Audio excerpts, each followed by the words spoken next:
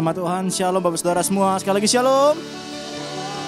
Saudara, kita percaya, kita sepakat bahwa kebangkitan Tuhan membuat kita menjadi umat-umat yang lebih dari pemenang dan bebas. Amin saudara. Biar hari ini sama-sama kita bebas menyembah Tuhan. Kita bersepakat hari ini kita bebas untuk menyembah Tuhan. Hanya Tuhan yang kita sembah, hanya Tuhan yang kita muliakan. Yang percaya berikan tepuk tanganmu, sorak-sorai yang terbaik bagi Tuhan saudara. Mari sama-sama kita angkat tangan kita saudara. Mari sama-sama kita angkat tangan kita berdoa. Tuhan, setiap kami mengangkat tangan kami, tanda kami percaya ada Tuhan bersama dengan kami. Tuhan yang membebaskan setiap kami Tuhan. Kami siap untuk bebas menyembah Engkau Tuhan. Biar Engkau ditinggikan, Engkau dimuliakan Tuhan. Di dalam nama Tuhan Yesus yang siap menyembah, sama-sama kita katakan amin.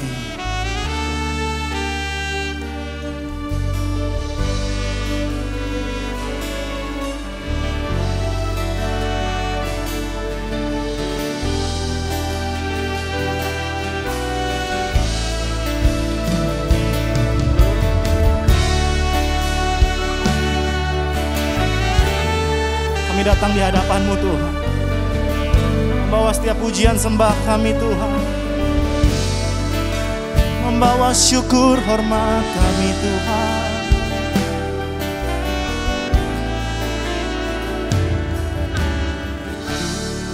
Tuhan, Kaulah segalanya. Dari lubuk hatiku, ku mau berkata,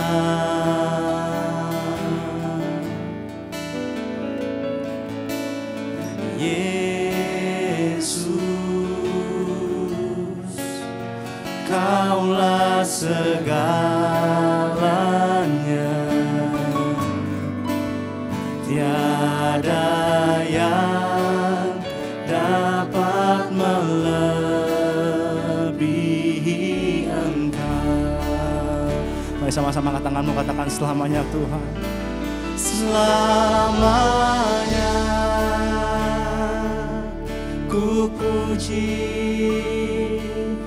ku sembah Yesus. Selamanya ku sanjung nama-Mu. Selamanya kami janji Tuhan, tekadku senangkan Engkau. Selamanya Kaulah segala. Berikan tepuk tangan yang terbaik bagi Tuhan Yesus saudara. Kasih Tuhan.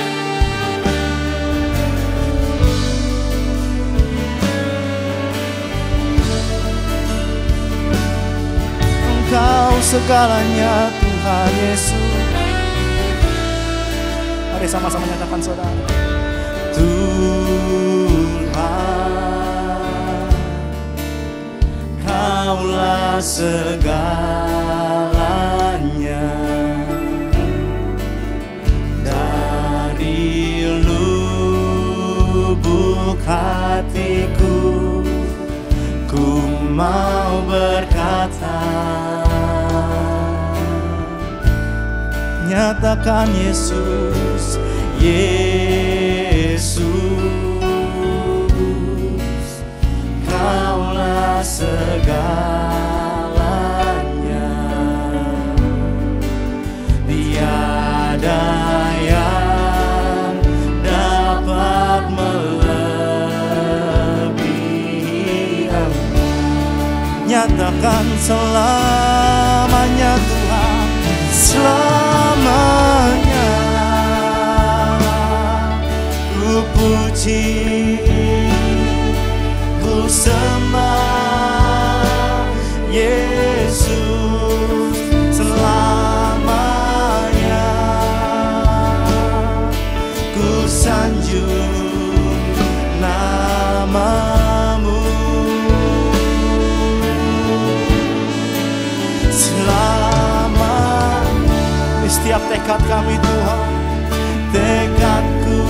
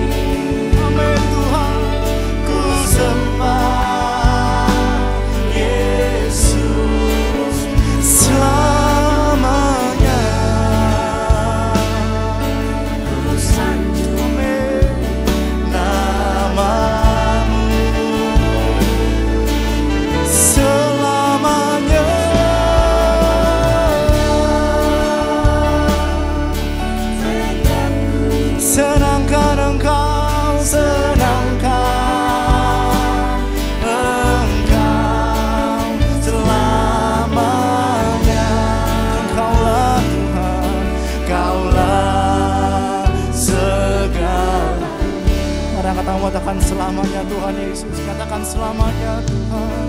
Selamat. Ini janji setiap kami umat-Mu Tuhan. Amin.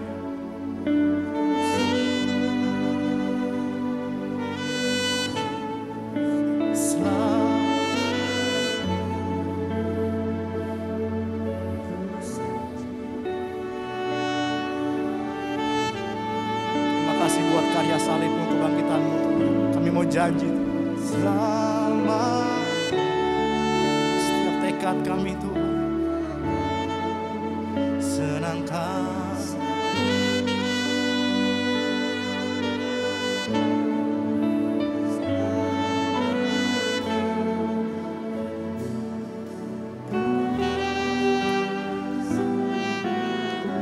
Sama-sama angkat suaramu sembah Tuhan. Kami sembah Engkau Tuhan, kami sembah Engkau, kami sembah Engkau Tuhan. Haleluya, kami sembah Engkau ya Tuhan. Selamanya Tuhan Yesus. Haleluya, kami sembah Engkau, kami sembah Engkau Tuhan.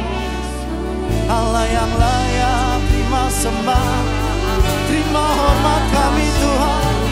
Oh namanya siapa kami sembah Engkau ya Tuhan, ya Tuhan, selamanya. Oh namanya siapa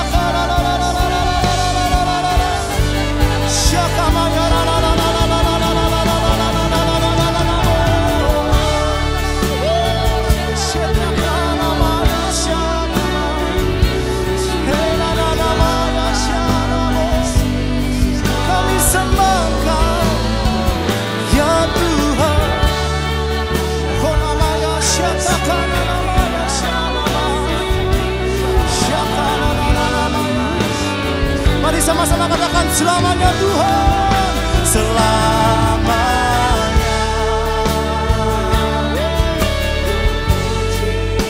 Kami sembah,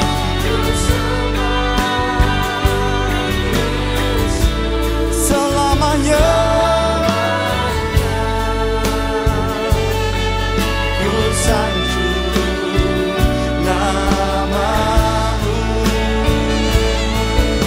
selamanya. Tekad kami Tuhan,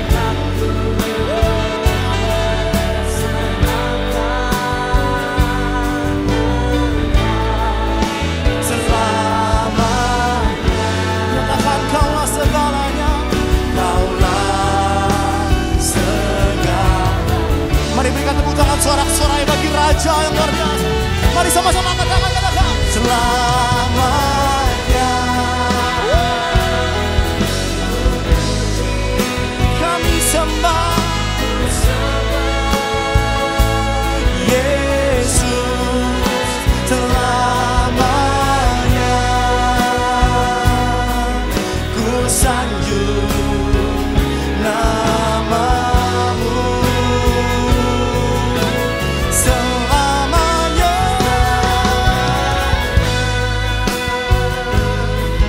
Tekadku senangkan Engkau selamanya. Kaulah segalanya. Katakan Kaulah segalanya Tuhan, Kaulah segalanya. Nyatakan Kaulah segalanya, Kaulah segalanya.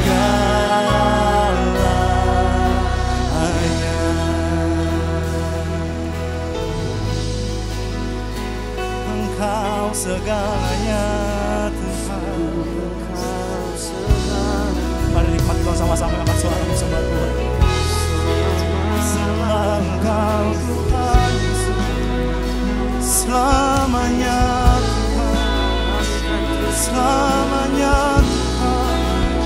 Ini janji kami Tuhan, menyenangkan hati Tuhan, menyenangkan hati Tuhan Yesus Kristus.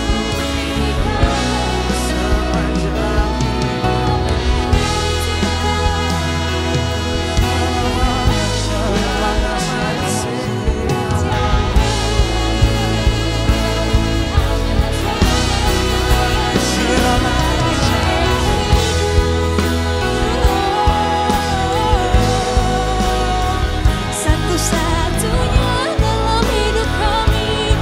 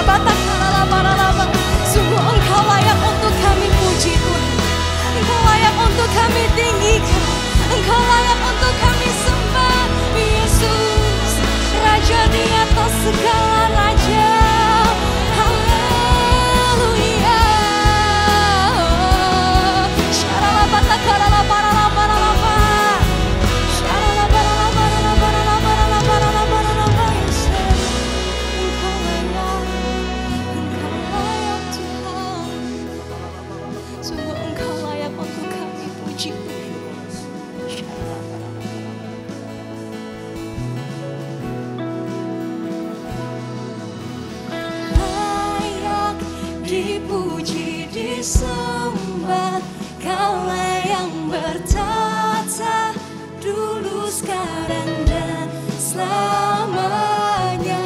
Raja atas segala raja, namamu besar, Engkau mulia Tuhan Yesus.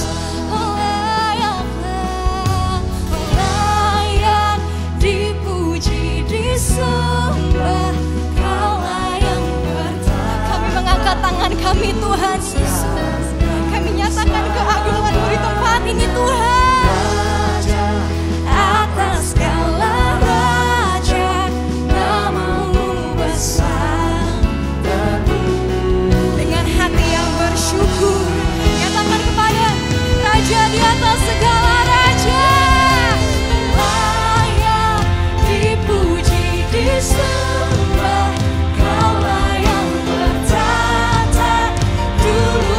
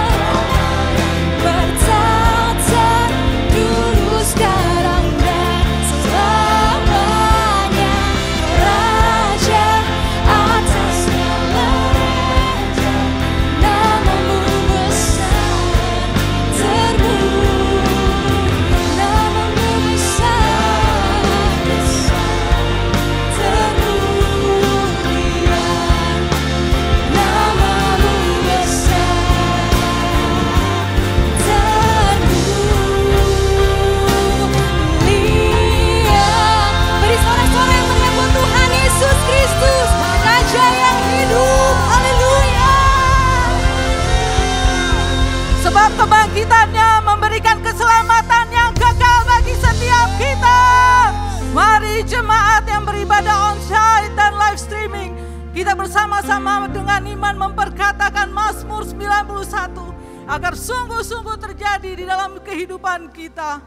Dalam lindungan Allah, orang yang duduk dalam lindungan yang maha tinggi dan bermalam dalam naungan yang maha kuasa akan berkata kepada Tuhan, tempat perlindunganku dan kubu pertahananku, Allahku yang kupercayai. Sungguh Dialah yang akan melepaskan engkau dari jerat penangkap burung, dari penyakit sampar yang busuk. Dengan kepaknya Ia akan menudungi engkau, di bawah sayapnya engkau akan berlindung. Kesetiaannya ialah perisai dan pagar tembok. Engkau tak usah takut terhadap kedahsyatan malam, terhadap panah yang terbang di waktu siang, terhadap penyakit sampar yang berjalan di dalam gelap, terhadap penyakit menular yang mengamuk di waktu petang. Walau 1000 orang rebah di sisimu dan 10.000 di sebelah kananmu, tetapi itu tidak akan menimpamu. Engkau hanya menontonnya dengan matamu sendiri dan melihat pembalasan terhadap orang-orang fasik. Sebab Tuhan ialah tempat perlindunganmu, yang maha tinggi telah kau buat tempat perteduhanmu. Malapetaka tidak akan menimpa kamu, dan tulah tidak akan mendekat kepada kemahmu. Sebab malaikat-malaikatnya akan diperintahkannya kepadamu untuk menjaga engkau di segala jalanmu. Mereka akan menata engkau di atas tangannya, supaya kakimu jangan terantuk kepada batu.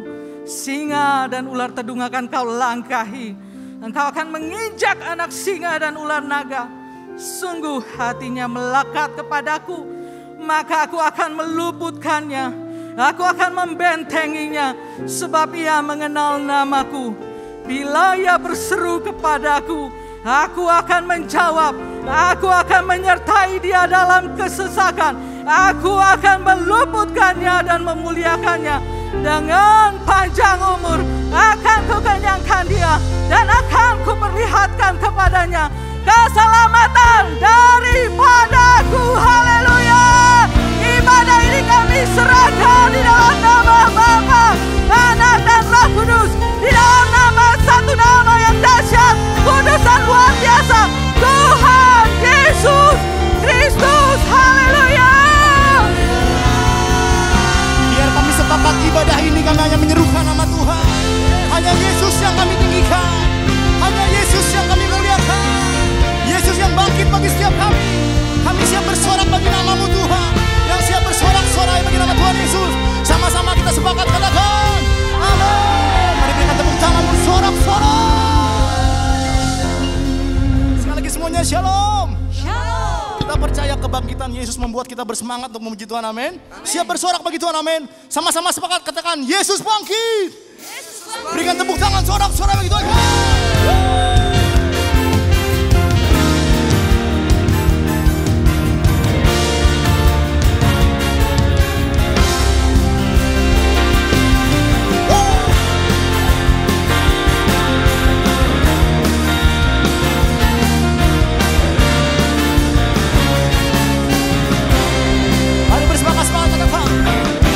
Bangkit, suka nama Yesus, maju-maju.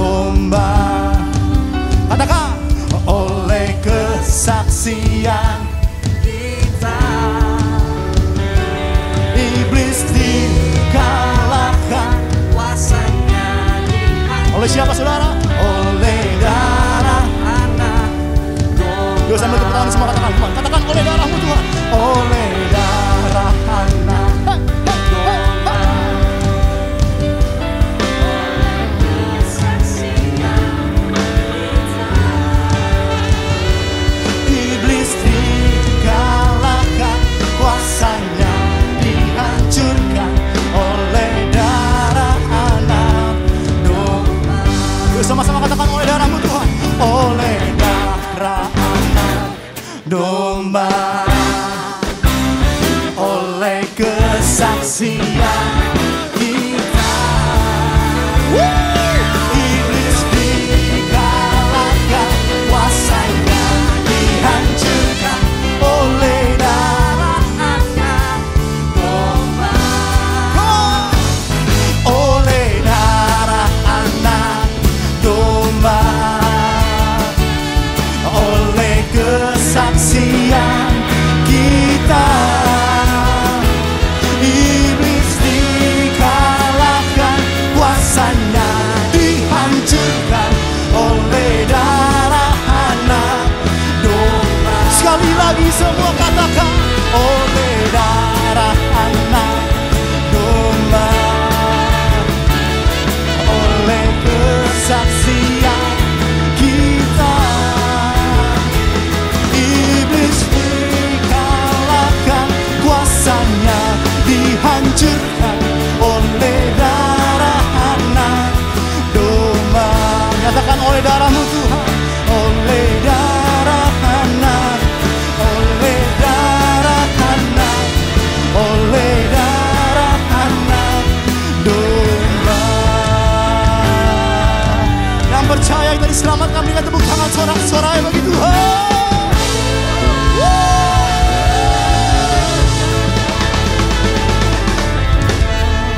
Kami percaya ada kuasa di dalam nama-Mu Tuhan. Ini setiap kami siap untuk lebih lagi menyembah-Mu. Yang siap lebih lagi menyembah Tuhan, sama-sama kita katakan amin. Berikan tepuk tangan terbaik bagi Tuhan saudara. Silakan foto saudara. Sebab setiap kami percaya Tuhan Yesus,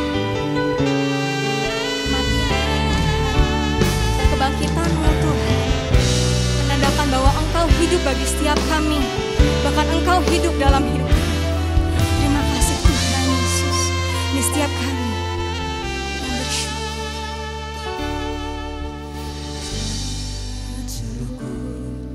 Kasih-Mu Yesus, Kau telah mati gantikan diriku. Kau curahkan darah-Mu untuk tebus dosaku.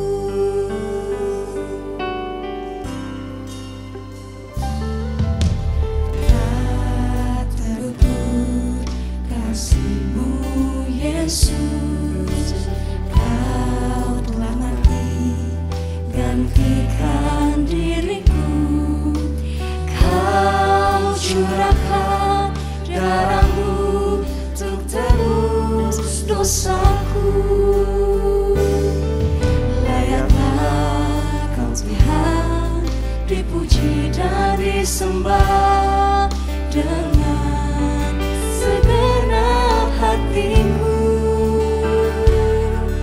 Layaklah Kau Tuhan dipuji dan disembah dengan segenap jiwa ragaku.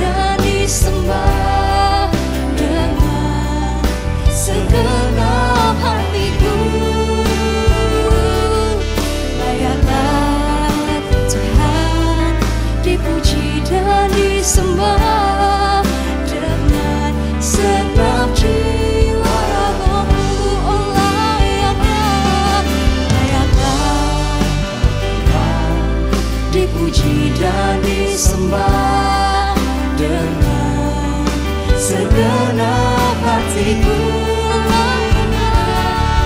Layaklah Tuhan dipuji dan disembah dengan segenap jiwa. Kami mengangkat tangan kami. Layaklah, sungguh hanya Engkau yang layak Tuhan Yesus. Dengan segenap hatiku,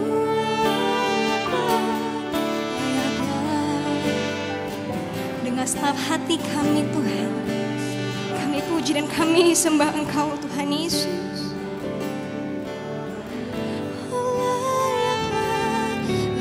Layaklah Kau Tuhan,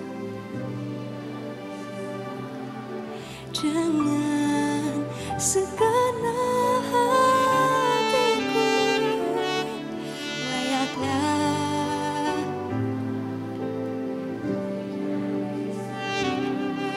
dengan kami mengangkat tangan kami Tuhan Yesus. Layaklah. Terima kasih Tuhan Yesus atas kebaikan-Mu dalam hidup kami. Tuhan, Kau Tuhan dipuji dan disembah dengan segenap jiwa ragaku.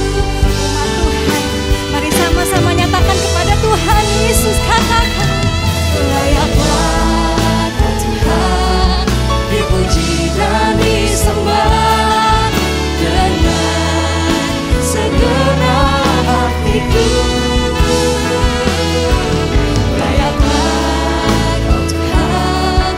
Dipuji dan disembah dengan segenap jiwa raga. Layaklah Tuhan dipuji dan disembah dengan segenap hatiku. Layaklah Tuhan dipuji dan disembah dengan segenap jiwa ragaku, dengan segenap jiwa ragaku, dengan segenap jiwa ragaku. Pujian yang terbaik buat Tuhan Yesus, sebab Ia layak, layak ditinggikan, layak diagungkan, hanya Engkau Yesus. Syaralabatakaralamaralamaralamaba Yosef.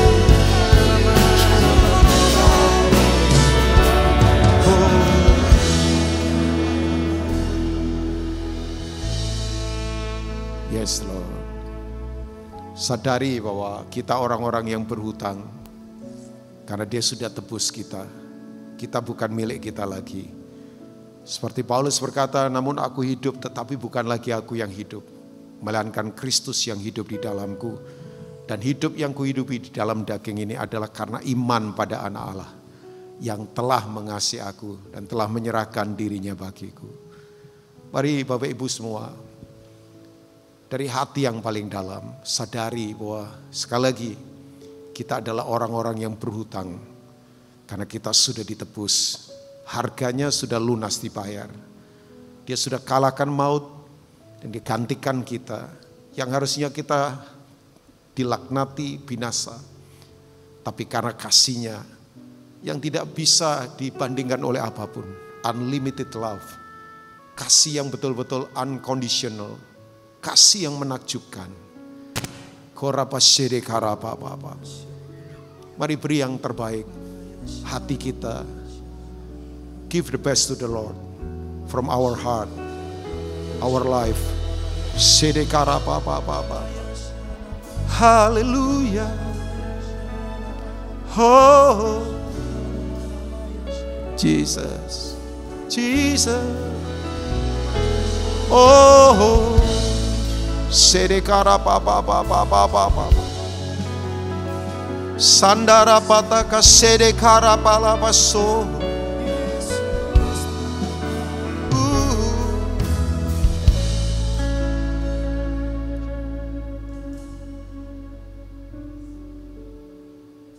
Yes, Lord. Dia ada bersama kita. Bersyukur hari ini kita bisa rayakan Passover. Kita bisa fellowship di tempat ini. Juga yang ada di rumah di live streaming. Haleluya. Sebab aku ini milik-Mu. Aku di dalam hati-Mu. Kasih setia-Mu yang menghidupkan aku. Amen.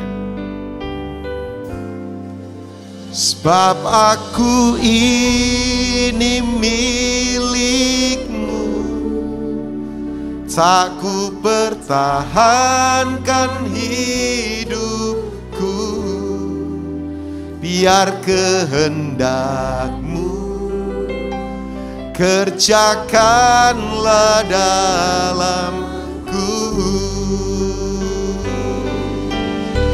Mari katakan, sebab aku ini milik-Mu, aku di dalam hati-Mu. Kasih setiamu yang menghidupkan aku. Amen. Sebab aku ini milik-Mu, tak ku pertahankan hidupku, biar kehendak-Mu kerjakanlah dalamku.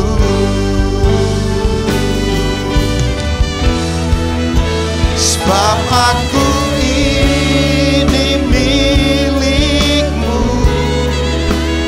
aku di dalam hati-Mu. Kasih setia-Mu sadari semua karena anugerah-Nya. Sebab aku ini milik-Mu, tak ku pertahankan hidup. Amen. Biar kehendak-Mu kerjakanlah dan sekali lagi. Jadikan ini kerinduan doa kita. Sebab aku ini milik-Mu, aku di dalam hati-Mu. Amen. Kasih setia-Mu yang menghidupkan aku. Oh ya. Sebab aku ini milik-Mu, tak ku pertahankan hidupku, biar kehendak-Mu kerjakanlah dalamku. Biar kehendak-Mu, biar kehendak-Mu, biar kehendak-Mu, oh, biar kehendak-Mu kerjakanlah dalamku.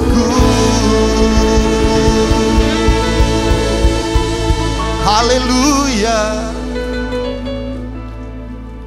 haleluya. Sebab kami milik-Mu Tuhan, kami kepunyaanmu.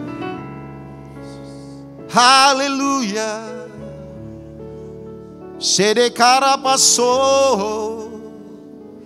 kami mau persembahkan hidup kami sebagai persembahan yang kudus, yang harum, yang berkenan kepadamu Tuhan. Kami umat-Mu. Haleluya. Haleluya. Mari dedikasikan yang terbaik buat Dia. Haleluya.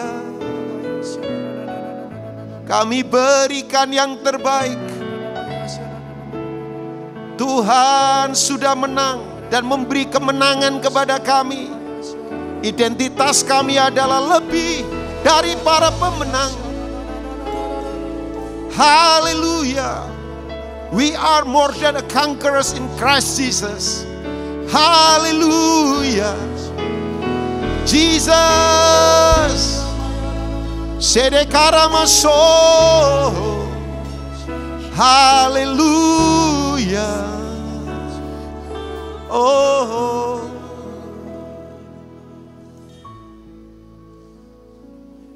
Boleh angkat tangan sekali lagi Bapak Ibu. Bukan kebiasaan tapi dari hati yang paling dalam.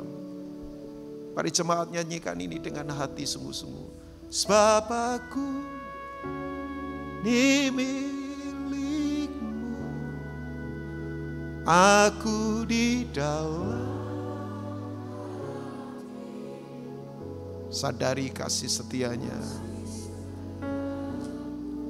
Dia bangkit. Itu menunjukkan kasih tak terkalahkan. Kasih tak terkalahkan. Kasih tak bisa dikalahkan.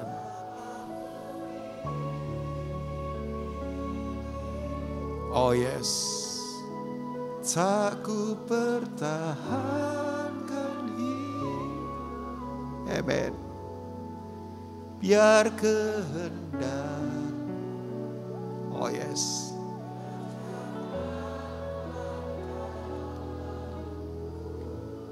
Biar kehendakmu, oh, biar kehendakmu. Katakan biar kehendakmu, your will be done. Biar kehendakmu. Sekali lagi. Biar kehendakmu, kerjakanlah dalamku.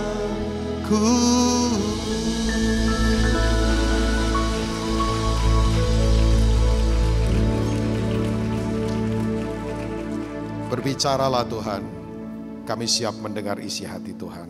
Demi nama Tuhan Yesus yang siap diberkati untuk jadi berkat. Mari katakan, amin. Silakan duduk Bapak Ibu.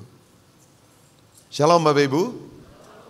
Ya boleh kasih applause buat tim praise and worship yang diurapi Tuhan. Bayangkan, saya kalau lihat Granito mimpin pujian, hati saya kenyang banget coba bayangkan. Kenyang sekali coba, lagunya mengenyangkan kita semua. Tapi jangan terlalu kenyang kalau enggak bergerak. Nanti kita jadi tambun rohani ya. Jadi nanti slackness itu, kemalasan ya. Oke.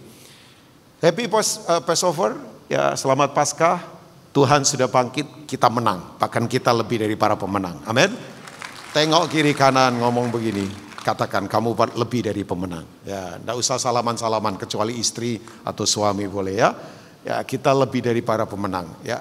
Nah, tanpa menggurui Bapak Ibu, izinkan hari ini saya coba akan sharing ya. Tadi pagi saya banyak bicara tentang prinsip-prinsip tentang cerita yang berbeda dari dunia, cerita kemenangan. Tapi mungkin hari ini, malam ini saya ingin sedikit bicara tentang itu tuh, namanya spiritual slackness atau kemalasan rohani.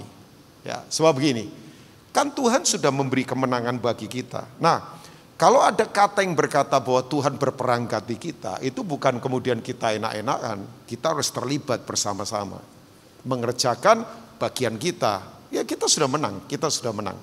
Roma 8 ayat 37 jelas berkata bahwa dalam semuanya kita ini lebih daripada orang-orang yang menang. Amin. Jadi itu dipakai kata namanya hupernikau. Kata nikau itu artinya melampaui. Itu Paulus ciptakan bahasa sendiri karena memang nggak ada kan istilah lebih dari pemenang. Coba. Pemenang kan satu saja, nomor satu. Ini di atasnya nomor satu. Ya itu susah itu bahasanya. Makanya diciptakan bahasa sendiri. Namanya Hupernikao. Memang Paulus itu orang yang sangat cerdas, sangat pinter. Ya, tapi memang betul karena begini berarti bahwa kita tidak perlu berjuang apapun loh. Bagian kita taat. Tuhan yang sudah memberi kemenangan buat kita. Nah, kemenangan di sini kan lebih bersifat mentalitas sebetulnya. Ya, kemenangan yang ada di dalam, ada di pikiran kita. Nah, saya tidak akan mengulang khotbah saya tadi pagi, tapi hari ini coba saya ingin sodorkan buat kita. Hati-hati ya Bapak Ibu ya. Seringkali justru berbanding terbaliknya begini. Orang kalau rasa semuanya sudah oke, sudah menang, kemudian nggak punya awareness, kesadaran berjaga-jaga. Nah, ini penting banget untuk kita kemudian coba bangun terus ini dalam kehidupan kita. Ya, nah saya ingin mengajak kita Bapak Ibu ya. Kita membaca mungkin kitab Yosua pasal 18 ayat yang ketiga, tetap dalam konteks Passover. Ya ini kan ceritanya Israel keluar dari Mesir, kemudian menduduki tanah Kanaan, Promised Land ya. Nah kata crossover, menyeberang itu sangat populer di pasal-pasal dari kitab Yosua. Menyeberang ya, menyeberang melewati sungai Yordan, menyeberang dari Mesir kemudian masuk ke tanah perjanjian. Nah setelah mereka menduduki tanah Kanaan, ternyata Yosua itu rebuke ada 7 suku. Semua sudah dapat tanah warisan ya, Yehuda, kemudian suku Benyamin dan yang lainnya. Tapi ada 7 suku ternyata yang kemudian belum mendapat itu. Kenapa itu begitu? Yosua pasal 18 ayat yang ketiga. Nah ini dia. Sebab itu berkatalah Yosua kepada orang Israel, berapa lama lagi kamu bermalas-malas. Ya, kata malas atau slackness atau slack, ini pakai kata itu ya. Ini sebetulnya berasal dari kata asli dalam bahasa Ibrani namanya rafal. Rafal itu artinya begini, jatuh ke bawah, terlempar mundur ke belakang, let drop. Itu kata rafal itu. Nah, kata berapa lama lagi itu menunjuk pada mentalitas. Sebab ini mentalitas kalau begini, kalau enggak dipecut enggak bergerak. Karena sudah rasa masuk tanah Kanaan, ya semua sudah selesai. Mereka udah ada di tanah perjanjian. Tapi mereka sendiri tidak mengambil bagian yang seharusnya menjadi milik mereka.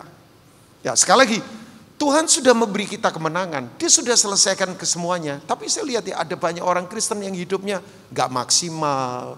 Kemudian begini, gak bisa mengambil bagian yang seharusnya menjadi miliknya dia. Karena masalahnya adalah kemalasan yang ada di dalam diri orang itu.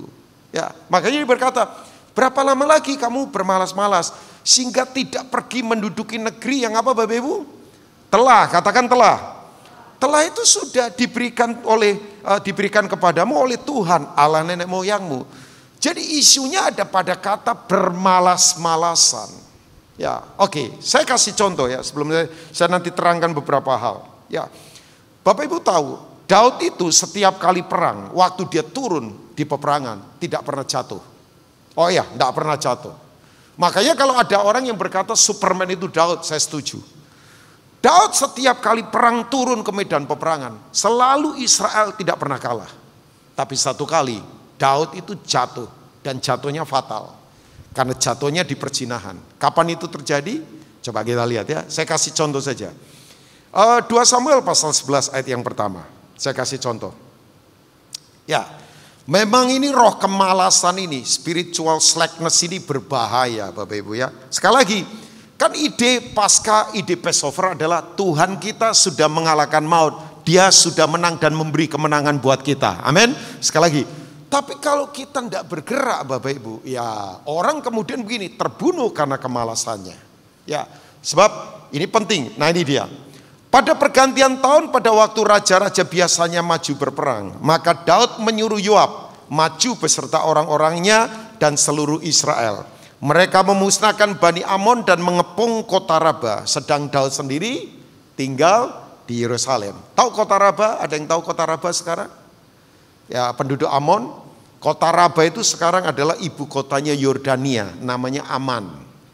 Ya, jadi kalau Bapak Ibu dengar ibu kota Yordania Aman, itu Raba dulunya itu. Ya, Dia pikir dia taklukkan aman, sudah aman. Ternyata masalahnya bukan soal yang dia taklukkan, masalahnya ada di dalam.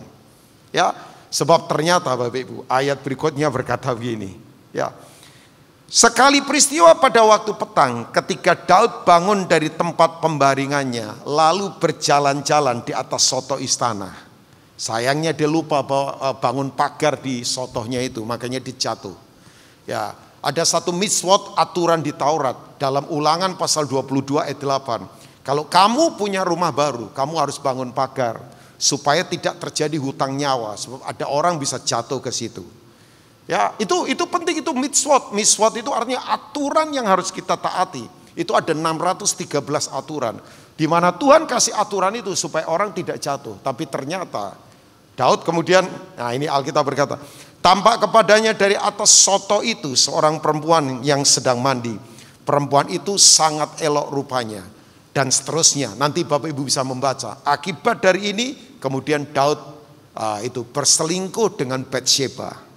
Ya, dan yang parah lagi Bapak Ibu, saya tidak membahas secara detail, sebab saya pikir Batsheba itu kan seperti korban. Ternyata di situ ada konspirasi yang sangat mengerikan. Ya, makanya Tuhan marahnya luar biasa. Sebab istilah kawin kontrak muncul di situ. Itu istilah Ibraninya namanya itu tuh, mit kadeset. Jadi kemudian Daud perintahkan para imam atas nama kekuasaan untuk kemudian mandikan Batsheba supaya mereka tuh kesannya tidak selingkuh. Nah itu tuh istilah kawin kontrak itu muncul di situ tuh. Jadi malam dikawinin, paginya dicerai. Ya, dengan keputusan para imam. Dia bayar pakai uang dan kekuasaan. Makanya Tuhan marahnya luar biasa. Tapi puji Tuhan, Daud bertobat. Walaupun kemudian hukuman 4 kali lipat terjadi pada dia. Sebab dia marah kan waktu Nathan negur dan berkata, orang seperti itu di rakyatku harus dihukum 4 kali lipat. Nathan berkata, kamu orangnya. Tahu Bapak Ibu, apa yang dia katakan menimpa dia. Sebab 4 anaknya mati. 1 anak perselingkuhan dengan Batsheba, 2 Amon, yang ketiga adalah Absalom, dan yang keempat Adonia. Bapak Ibu bisa baca di 2 Raja-Raja pasal yang kedua atau yang pertama. Itu Bapak Ibu bisa membaca di situ. Seriusnya luar biasa. Nah, kenapa itu bisa terjadi? Karena itu tadi, roh kemalasan. Oh iya, saya yakin kita tadi udah diajak nyanyi. Itu lagu-lagu lama semua itu, tapi itu lagu memberkati. Itu lagu dikarang oleh teman-teman saya, oleh Darah Anak Domba Allah. Itu kalau nggak salah Frankie Siombing yang karang lagu itu ya, bro. Ya kalau nggak salah. Kamu kok ngantuk kayaknya, enggak ya? Enggak ya? Ya dia memandang saya. Kita sama-sama loh dari terbit matahari sampai terbenamnya kita pelayanan. ya maksudnya, ya bro main aja pelan-pelan kalau gitu ya. Ya pelan-pelan iringin saya. Nah dia tadi lagi berdoa atau apa buat saya, dia dukung saya dalam doa ya. Jadi mungkin satu-satunya pendukung saya dalam doa ya dia itu ya, karena di belakang saya. Maafkan saya ya, ampuni saya loh. Oke, jadi lupa saya ngomong apa sebenarnya. Benar-benar lupa saya ngomong apa. Bapak Ibu tahu, kemalasan ini memang paling bahaya. Sekali lagi begini, oh ya, lagu-lagu tadi bagus kan, Allah bangkit. Ya, itu GMB punya lagu dulu kan. Tahun berapa itu? 90-an sekian bayangkan. Di konser-konser memberkati. Saya dulu WL. Oh ya, kalau saya nyanyi lagu itu bisa jingkrak-jingkrak kayak rusa liar. Ya, saya pernah Pak jeblosin panggung beberapa kali. Patah gara-gara panggungnya rapuh. Saya masuk ke dalam gara-gara semangatnya. Oh ya, semangat. Saya kalau mimpin pujian dulu, waduh. Saya tidak bisa diam. Kalau nyanyi lagu ini, saya tahu Tuhan sudah bangkit, dikalahkan semua musuhnya. Cuman seringkali begini, kemalasan kita lah yang membuat kita tidak bisa maksimal. Oh, percayalah, Tuhan sudah ambil alih semuanya. Cuman kalau kita sendiri tidak terlibat di bagian kita, berapa banyak orang, keluarga tidak maksimal, kerja tidak maksimal. Sorry ya, di luar sana orang Kristen dilecehkan dalam tanda petik ya. Karena begini, orang Kristen sama saja, pemalas juga, maunya enak tapi tidak mau proses. Oh ya. Oh, saya berani berkata begini, sorry ya, saya pelayanan bukan langsung muncul tiba-tiba instan. Ya, saya tidak iri juga kalau misalnya ada orang karena memang papanya pendeta atau apa. Saya bergaul dengan banyak anak pendeta, duduk ngobrol sama mereka. Ya. Yang punya jemaat ribuan, saya ngomong sama mereka, kalian punya favor. Kalian punya anugerah, gak apa-apa kan. Memang keluarganya pendeta kok. Kan anaknya pendeta. Saya duduk sama mereka. Saya ngobrol sama mereka. Cuma saya ingatkan mereka untuk tetap punya prinsip nilai-nilai yang kuat. Oh ya. Dan saya sadar Bapak Ibu, sampai hari ini saya duduk tadi merenung. Oh iya, saya ada di sini. Coba, semua kemurahan Tuhan. Ya, tapi saya belajar dalam hidup saya untuk begini, mengalahkan ini spirit yang ada pada kita. Dan itu tidak ada di mana-mana, ada di dalam kita. Makanya Yosua berkata, berapa lama lagi kamu malas-malasan terus? Ya, kamu tidak semangat, kamu tidak termotivasi dari dalam. Ya, nah, saya berharap di CK7 ibadah sore ini Bapak Ibu, yuk kita semangat karena memang dari dalam kita bangkit. Kita punya roh yang menyala-nyala untuk tetap melayani Tuhan. Amin. Jangan kerajinanmu kendor. Punya roh yang menyala-nyala untuk tetap melayani Tuhan. Yang mau katakan amin. Nah ternyata kemalasan itu sangat berbahaya. Kenapa? Why? Ya, Tuhan sudah memberi kemenangan. Dia bangkit. Dia sudah kalahkan maut. Semua sudah diambil alih. Cuman pertanyaannya, apakah bagian kita harus terus bangun? Oh iya. Coba ternyata begini, kemalasan itu yang pertama selalu akan menyerang waktu dalam kehidupan. Oh, Pak Rubin, kenapa penting soal waktu? Waktu itu penting banget. Waktu itu mata uang kehidupan, Bapak Ibu. Waktu itu kalau dipakai pasti berlalu. Pakai saja, pasti berlalu. Makanya betul, menjadi tua itu otomatis. Tapi menjadi dewasa itu soal pilihan. Loh, tua itu otomatis kok. Di kamar saja mainan video game sambil makan mie goreng pasti tua. Nggak usah diapa-apain, orang pasti tua kok. Lama-lama saya tua juga. Dulu rambut saya banyak ombaknya, sekarang banyak pantainya. Ngombak-ngombak dulu kan lebat, sekarang banyak pantainya. Gigi saya goyang-goyang juga sekarang. Orang berkata segarnya Pak Rubin, puji Tuhan. Tapi ya tetap lain, memang lain. Ya, dulu saya bisa naik motor berjam-jam keluar masuk kota. Sekarang naik motor sedikit, ya ampun. Ya, tolak angin 2 lembar. Nah, mesti beda, udah beda. Saya sadar kok usia tidak bisa dilawan. Dulu terbang bisa tiba-tiba ke kota mana. Oh iya, sampai kadang-kala kalau bangun tidur, saya mesti merem dan sebelum doa, saya sadarkan diri dulu. Saya ini ada di mana ya? Karena suka pindah-pindah kota, suka pindah-pindah tempat, bayangkan. Oh, tapi saya sadar, ya usia memang tidak bisa dilawan. Bukan saya pesimis loh. Saya harus mengakui, makanya saya sekarang sadar. Generasi di bawah saya harus saya dorong. Saya tadi ngomong sama Pastor Charlie. Ada Charlie masih di sini nggak? Nggak ada ya? Ya saya bilang Charlie, teenager perlu dibangun. Oh iya. Kan kalau nggak salah Charlie sekarang handle di bagian anak-anak muda kan. Ya di bawahnya 2PM kalau nggak salah ya. Saya bilang itu penting banget, generasi yang perlu didorong memang. Oh iya. Dan saya sadar ini sudah eranya mereka. Before 30 sekarang lagi dipakai Tuhan. Saya terbang belum lama ke Surabaya. Di pesawat nggak sengaja ketemu beberapa pendeta. Salah satunya adalah Irwan Alexander. Dia seorang gembala sekarang di gereja di Surabaya. Di Ciputra World sana. Ya, saya kenal dia lama banget, puluhan tahun yang lalu. Zaman dia ngarang lagu itu, ku kan terbang tinggi, bagai Raja Wali. Itu lagunya dia memberkati kan. Ya nggak tahu Bapak Ibu pernah dengar lagu ini atau tidak. Dia berkata, dia panggil saya Koko. Saya tuh nggak nyangka lu sampai begini. Saya bilang udahlah, memang kamu diurapi Tuhan. Dan ini era kalian untuk bergerak. Oh ya, saya ketemu dengan banyak anak muda yang hebat-hebat Tuhan pakai. Nah, saya mengingatkan kepada kita Bapak Ibu. Coba begini, yuk. Karena kemalasan itu selalu menyerang waktu dalam kehidupan. Waktu itu mata uang kehidupan. Waktu dipakai berlalu. Waktu yang dipergunakan itu akan berdampak luar biasa. Tapi waktu kalau disia-siakan pasti tragedi hasilnya. Keputusan kita yang lalu itu hasilnya hari ini hidup kita. Kondisi saudara hari ini kan berdasarkan keputusan kita di masa yang lalu. Makanya saya tidak mau buang-buang dengan waktu Bapak Ibu. Waktu itu kepercayaan dari Tuhan. Yang setuju katakan amin. Oh kita jangan berkata begini, saya kuat, saya bisa kendalikan waktu. Hang on.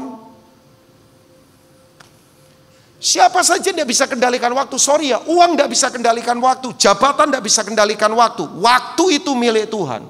Waktu kan ada 3. Yang pertama waktu kekal, aiuneos. Itu waktunya Tuhan. Tapi waktu kita adalah kronos. Dari kata itu muncul kronologis. Kita sehari 24 jam. Seminggu 7 hari. Dan kita tidak bisa beat the clock. Saudara, ibadah awal tadi kita mulai. Worship, mimpin pujian. Tim PW mimpin pujian. Itu kita tidak bisa dapatkan lagi itu. Sudah berlalu itu. Makanya kesia-siaan adalah kalau orang main-main dengan waktu. Berkeluarga main-main. Punya anak main-main. Punya pasangan main-main. Nyesel, betul nyesel. Nyesel. Saya tidak mau mengulang begitu. Dan dari dulu puji Tuhan dari kecil. Saya belajar untuk menghargai waktu. Oh ya. Saya tidak mau main-main dengan waktu. Sebab waktu itu pentingnya luar biasa. Dan makanya betul Bapak Ibu. Allah yang kekal. Sementara kita terbatas. Orang terlambat waktu saja. Misalnya kena serangan jantung. Gone loh. Oh ya. Ya dulu tol mana itu Pak Cipto? Cipularang kalau nggak salah ya. Yang mau ke Bandung itu betul ya. Ya. Yang naik turun jalannya belokan KM 91 atau apa. Sampai orang suka mistis-mistiskan kan. Karena terjadi banyak kecelakaan Pak ya. Ya itu KM berapa itu 91 kalau nggak salah. Yang nikung begitu terus jalannya menurun, jalannya naik gitu kan. Satu kali terjadi tabrakan kan. Wah beruntun, ratusan mobil itu. Dan beberapa ada korban. Macetnya parahnya luar biasa. Saya pas ada di jalan seberangnya. Jadi saya bisa lihat macetnya ya ampun. Dan saya baca di berita, my God. Beberapa meninggal. Bukan karena apa, mau nolong juga susah. Waktu itu hujan. Kalau helikopter turun juga susah itu, gelap begitu kan. Kemudian begini, petugas mau cepat-cepat juga terhambat, kiri kanan terhambat loh bayangkan. Mungkin orang itu awalnya belum meninggal, ya mau sekarat atau apa ya. Tapi kan kita susah nyalain siapa coba. Dalam beberapa saat kemudian beberapa meninggal. Saya kemudian duduk sama ngomong sama istri saya, ya ampun. Kita ini tidak bisa kendalikan waktu loh dalam kehidupan. Ya. Nah, saya dorong Bapak Ibu, yuk oke. Efesus 5. Kok saya rasa salah khotbah malam ini? Saudara bersuka cita? Saudara bersuka cita? Pulang dari tempat ini, hargai keluarga. Beri waktu untuk anak-anak. Beri waktu untuk pasangan. Waktu cepat loh Bapak Ibu. Jangan sampai kemudian nanti jadi tragedi dalam kehidupan. Saya duduk dengan kakak rohani saya. Dia cerita. Dia punya om, ada di rumah sakit jiwa. Sudah 35 tahun. Dan gak lulus-lulus, masih tetap gila. Bapak Ibu tahu, apakah dulunya dia gila? Enggak. Gara-gara begini, dia suka berjudi. Satu kali, istrinya lagi menjahit, rumahnya di atas begitu ada dak, bawahnya jualan untuk kebutuhan sehari-hari. Anaknya usia 5 tahun kah? Bawa korek api. Korek api yang pakai itu tuh, pines gitu ya, yang bukan Zippo, yang kayu begitu, yang di chest gitu ya. Nah Bapak Ibu tahu, istrinya ngomong, Pap, tolong kamu turun ke bawah, ambil itu korek api. Ini orang lagi ngeramal-ngeramal, judi. Zaman itu dulu togel namanya, togel. Ya, togel ya. Jadi ngeramal-ngeramal begitu. Tahu nggak dia ngomong apa? Mau buat apa itu anak kecil dengan korek api? Tahu Bapak Ibu? Beberapa menit kemudian meledak di bawah. Karena anaknya ternyata keluarkan korek apinya, jas gitu. Kaget terbakar di tangan, dia lempar, masuk ke minyak tanah. Musim kemarau lagi, api menjalar dengan cepat. Nah biasanya begini, orang kalau tidak mau berubah karena pewahyuan dari atas, terpaksa dirubah karena revolusi dari bawah. Itu prinsip. Ada orang bangkrut dulu baru tobat. Cancer stadium 4 baru bertobat. Koma dulu baru bertobat. Ya oke sih. Tapi kan terlambat. Saya pernah dengar kesaksian orang bangga lagi. Saya dipanggil Yesus dari dulu. Tapi baru di usia 75 tahun saya bertobat. Haleluya. Orang tepuk tangan. Saya enggak. Saya ngomong, Om, kasihan sampean. Saya saja dari kecil rasa kurang waktu untuk pelayanan. Ya. Saya enggak tepuk tangan. Saya diam saja. Walaupun saya tetap bersyukurlah karena dia bertobat. Tapi coba bayangkan, dari dulu dipanggil Tuhan gak mau datang-datang. Setelah usia 75 tahun baru datang. Ya ampun, begitu bertobat 3 bulan kemudian meninggal. Ya oke, selamat dia. Tapi kan sayang ya, saya berkata ya ampun, coba kalau puluhan tahun terlibat dalam pelayanan. Wih, ya saya duduk, saya berkata, Tuhan bersyukur loh. Yuk Bapak Ibu, jangan sampai kemalasan menyerang waktu. Nah, yang tadi saya ceritakan Om itu, dia turun ke bawah, angkut anaknya terbakar. Kira-kira 70% lebih terbakarnya.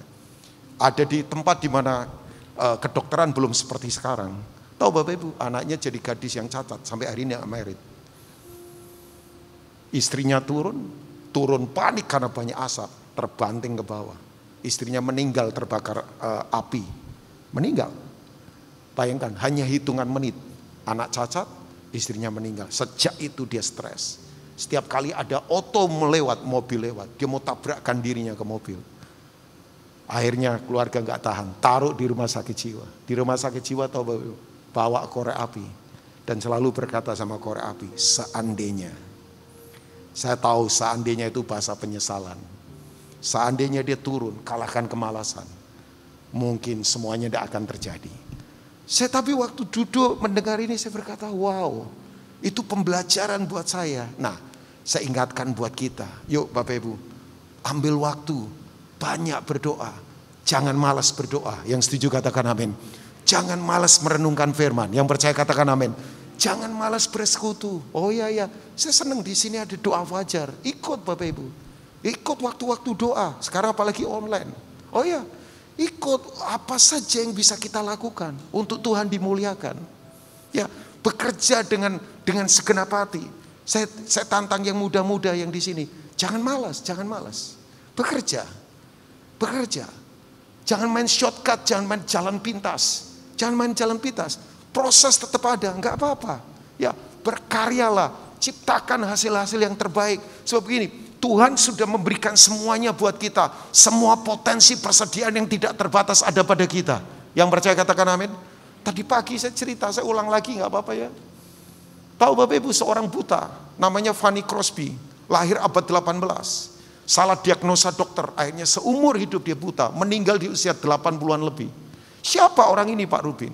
Kalau Bapak Ibu cek di Google, search di Google Bapak Ibu kaget. Orang ini adalah penulis 8.000 himne. Salah satunya yang terkenal adalah itu tuh, ku berbahagia yakin teguh. Lagu itu kan lagu lama. Ya. Itu. Ku berbahagia yakin teguh, Yesus abadi kepunyaanku, aku warisnya, ku ditebus. Saya mau tanya, yang tidak tahu lagu ini ada? Yang tidak tahu loh. Yang tahu lagu ini tolong angkat tangan. Yang tahu lagu ini angkat tangan. Yang tidak menjawab, yang tidak tahu bahasa Indonesia tolong angkat tangan supaya saya tanya pakai bahasa. Ya. Nah, mostly semua mungkin 80% tahu lagu ini. Tahu Bapak Ibu, dia ciptakan himne, tidak cuma ini, 8.000 himne. Orang buta Pak, tapi berdampak buat seluruh dunia. Coba, dua abad yang lalu, 200 tahun lebih, lagunya tetap memberkati sampai hari ini. Dia berkata ini, saya buta, tapi saya mau tetap berkarya buat Tuhan. Berdampak ya. Nah, Efesus 5, mungkin ayat 15 kali. Dia sudah menang. Mari kalahkan kemalasan itu yang ada di dalam kita. Karena itu perhatikanlah dengan seksama bagaimana kamu hidup. Janganlah seperti orang bebal, tetapi apa? Seperti orang arif. Tahu bebal? Bebal itu begini, tahu kebenaran tapi cuma tahu, tidak pernah mempraktekannya. Itu bebal. Saya tahu kebenaran tapi kalau nggak praktek saya bebal. Ya, nah ayat yang ke-16. Nah ini dia. Boleh baca sama-sama ayat yang ke-16. Thank you multimedia. 2, 3. Dan pergunakanlah waktu yang ada. Karena hari-hari ini adalah ya pakai kata itu tuh. Kata jahat di sini adalah jahat yang memang tidak terkendali. Jahat yang begitu luar biasa. Makanya kalau kita tidak menggunakan waktu dengan baik. Oke. Mazmur pasal yang ke berapa itu?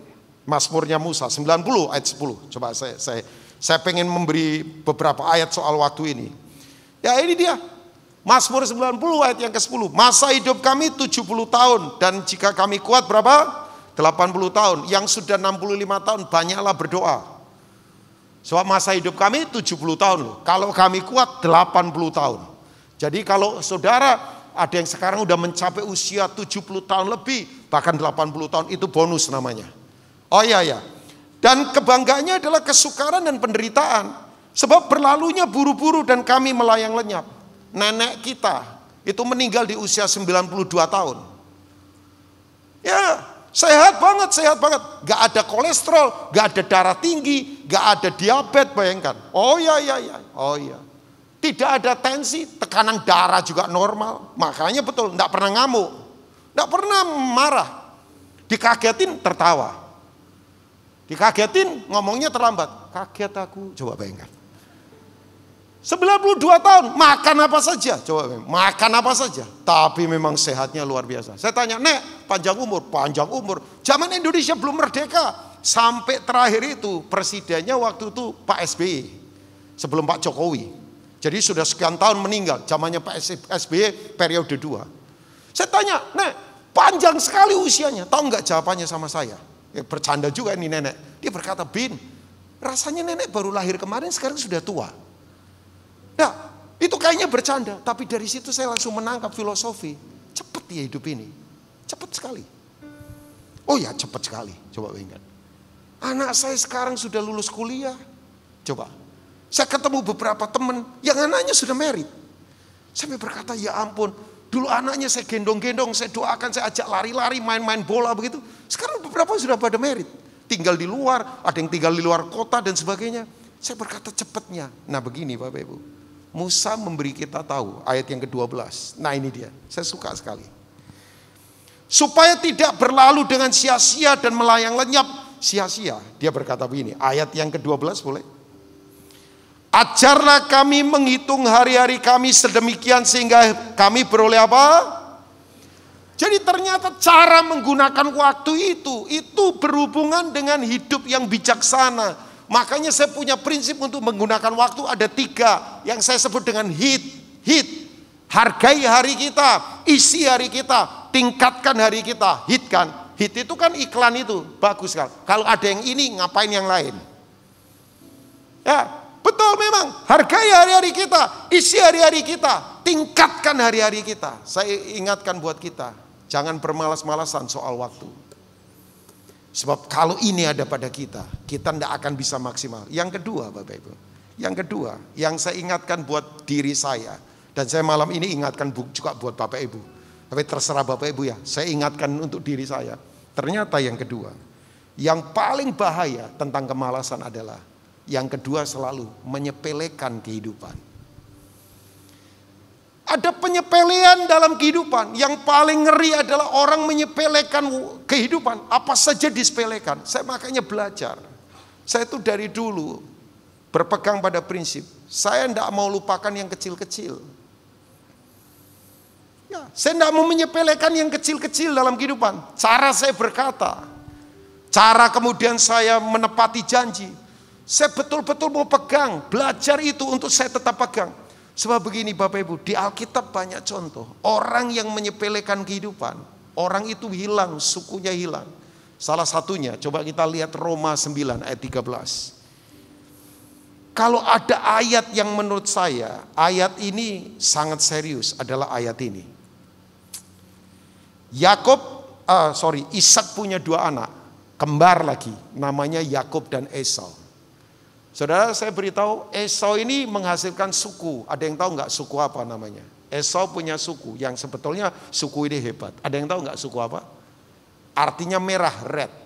Ada yang tahu suku apa? Ya, tadi itu ibu menjawab. Edom. Siapa yang menjawab Edom itu tadi? Pasti, ibu ya, guru sekolah minggu kayaknya ya. Atau ya, pengerja ya Pak ya. Seragamnya si pengerja. Ya, ibu menjawab benar. 100 untuk ibu. Hadiahnya nanti bisa ambil di counter Bapak Ibu ya. Nah betul, Ibu berkata sukunya Esau adalah suku Edom yang artinya merah. Tahu Bapak Ibu, suku Edom hilang sekarang. Coba saya mau tanya, siapa yang pernah pergi ke Petra Salah satu bangunan keajaiban dunia ada di Petra. Tolong angkat tangan yang pernah ke Petra. Pak Cipto pernah ya? Beberapa mungkin pernah ke Petra. Petra itu yang membangun adalah suku Edom, which is itu adalah keturunannya Esau. Sempat berkarya luar biasa. Oke, saya mau beritahu lagi. Salah satu keturunan hebat dari Esau, Edom adalah Herodes Agung. Yang memerintah waktu Yesus lahir sebagai manusia. Itu keturunannya Esau itu, Herodes Agung. Dia keturunannya Esau. Sempat luar biasa, tapi betul seperti yang dinubuatkan oleh firman. Esau itu kalau Bapak Ibu baca di kitab Kejadian, ini kan. Seperti ada tertulis, aku mengasihi Yakub tetapi apa? Membenci Esau. Saya sepanjang membaca Alkitab Bapak Ibu, mungkin ini satu-satunya. Kalau saya tidak lupa, ayat yang berkata Tuhan itu membenci seseorang, menyebut nama. Biasanya kan begini, saya kesal sama Yehuda, itu kan suku. Saya kemudian apa? Kecewa sama Bani apa, itu suku yang disebut. Tapi untuk Roma 9, dia sebut nama. Tuhan benci. Nah kenapa? Kita kalau runtut ke belakang di kitab Kejadian, salah satunya Esau itu adalah menyepelekan hak kesulungan yang Tuhan berikan. Ya kan? Kita tahu ceritanya kan? Yakub kemudian lagi masak di rumah. Masak itu tuh apa namanya? Sup kacang merah. Jangan tanya saya apakah Yakub nenek moyangnya orang Manado. Saya nggak tahu. Sebab dia suka sup Brenebon. Yang jelas nggak ada kaki babinya pasti ya. Karena nggak boleh. Ya kan zaman Taurat kan nggak boleh makan itu ya. Tapi betul, begitu Esau pulang dari berburu, waduh harum dan berkata begini, bagi dong aku lapar. Yakub pinter. Yakub ini mungkin ya, kayaknya Pak Cipto keturunannya Yakub ya. Pinter hitung-hitungan juga loh, dia pinter. Dia tidak mau gratisan, dia bilang, boleh, tapi tolong begini, hak kesulunganmu lepaskan. Tahu nggak Esau berkata begini, buat apa itu? Toh aku sebentar mau mati. Alkitab berkata, nanti Bapak Ibu cari ayatnya. Esau memandang rendah hak kesulungan itu. Jadi kemudian saya menyadari Bapak Ibu, bahwa kemalasan seringkali akan membuat orang menyepelekan. Pernah ketemu orang nggak dikasih tugas yang kecil, menyepelekan. Hal-hal yang kecil disepelekan. Ya, Pak Rubin tadi cerita mulai dari pelayanan. Ya ampun Bapak Ibu. Saya bukan banggakan diri saya. Saya mulai pelayanan dari keluar masuk sekolah. Naik sepeda bertahun-tahun. Saya gulung-gulung tikar. Itu tiap doa pagi, saya bangun jam 4. Makanya saya kalau ketemu kakak-kakak rohani, saya ngomong begini, Bin, saya tuh lihat kamu, belajar dari kamu cuma satu, kesetiaanmu. Saya bilang, enggak lah, saya juga terus belajar. Oh ya, saya belajar untuk tidak cari promosi apapun dari manusia. Maafkan saya tidak mau cari penghargaan dari manusia.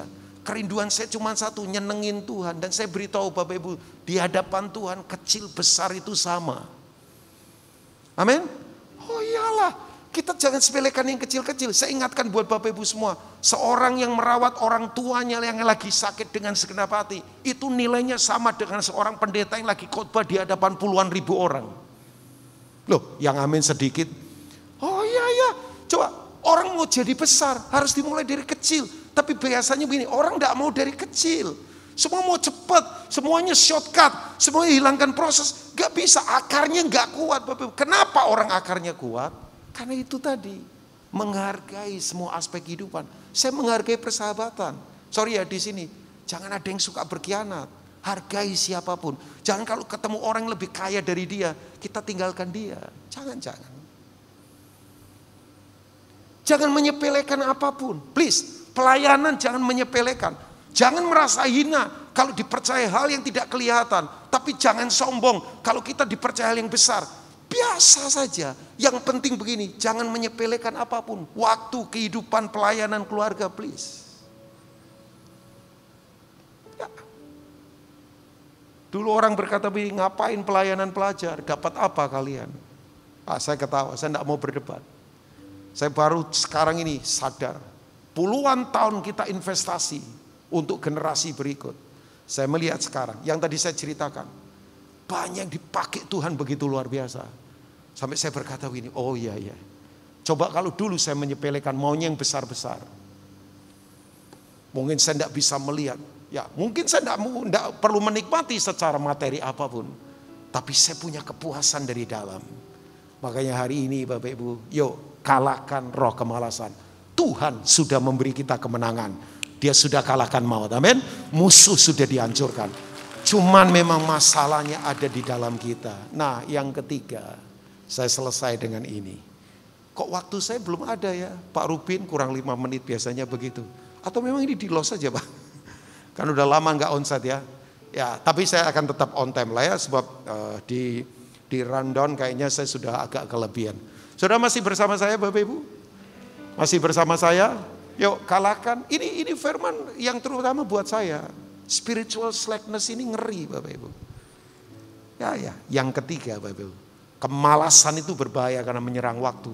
Yang kedua, menyepelekan kehidupan. Tapi yang ketiga adalah ini dia. Tidak bisa melihat jelas ke depan. Selalu penglihatannya pendek. Orang kalau penglihatannya pendek, tahu nggak? Selalu responnya jelek. Pemarah, gampang curiga, ya, pahit. Itu tuh sudah. Saya sadar kalau saya sudah mulai begitu, berarti saya tidak bisa melihat jauh. Karena begini, kemalasan itu menyerang begitu. Oke, saya baca ya. Coba kita lihat 2 Petrus pasal pertama. Ayat yang ke-9. Thank you multimedia. Tetapi barang siapa tidak memiliki semuanya itu, ia menjadi apa? Buta dan picik. Keras loh kata-kata Petrus ini. Tahu kata picik di situ? Pakai bahasa Yunaninya adalah mopatso. Mopatso itu artinya begini, remang-remang tidak jelas. Makanya nabrak kiri kanan. Orang itu kalau tidak bisa melihat dengan jelas ke depan, tabrakan terus kiri kanan. Ya kan? Gampang iri sama sebelah, gampang curiga, gampang ngomong negatif. Ya karena itu, picik dan buta. Karena ia lupa bahwa dosa-dosa yang dahulu telah dihapuskan. Nah, coba mundur ke belakang ayat yang ke-8. Saya naik ke ayat 8 ya, thank you. Sebab apabila semuanya itu ada padamu dengan berlimpah-limpah, kamu akan dibuatnya menjadi apa Bapak Ibu? Giat, katakan giat. Saya catat di catatan saya. Kata giat itu adalah termotivasi untuk berhasil karena kalahkan kemalasan. Itu di dalam itu, di dalam. Oh iya. Orang tanya begini sama saya, Pak Rubin bertobat tahun kapan? 80-an saya bertobat di lawat Tuhan, di salah satu camp. Tuhan lawat saya demikian luar biasa. Oh iya. Saya pernah cerita buat Bapak Ibu ya. Ya sorry kalau Bapak Ibu dengar bosan ini. Saya punya keluarga gagal secara ekonomi. Sebab papa saya bankrupt salah keputusan. Wah saya belajar dari papa. Ya. 8 bersaudara beratnya luar biasa. Waktu itu. Tapi saya bersyukur itu pembentukan saya luar biasa. Supaya saya tetap kuat di dalam segala hal. Ya. Saya pikir dulu ya nggak mungkin saya bisa melayani Tuhan. Tapi Bapak Ibu begini, anugerah Tuhan. Nah sejak saya dilawat Tuhan sampai hari ini, bayangkan itu api di dalam saya. Tidak pernah padam-padam. Selalu menyala berkobar. Saya senang sekali kalau turun ke misi. Ya, 2 minggu yang lalu kita ketemu pendeta-pendeta daerah lagi. Itu waktu yang paling saya tunggu-tunggu. Dalam anugerah Tuhan next month saya akan turun lagi. Ya, dan saya bersyukur Bapak Ibu, bersyukur. Semangat dari dalam ini. Oh capek juga. Kadang-kadang orang tanya capek enggak Pak Rubin? Capek. Di pelayanan kadang capek. Saya jujur harus katakan kadang capek. Ya, apalagi lebih capek lagi kalau yang dilayani enggak berubah-ubah. Oh itu capek sekali Bapak Ibu. Itu betul-betul capek di dalam. Tapi kemudian saya sadar, oh iya, kalau kita punya semangat dari dalam berbeda. Makanya Alkitab berkata begini, kamu akan dibuatnya menjadi giat dan berhasil dalam pengenalanmu akan Yesus Kristus Tuhan kita.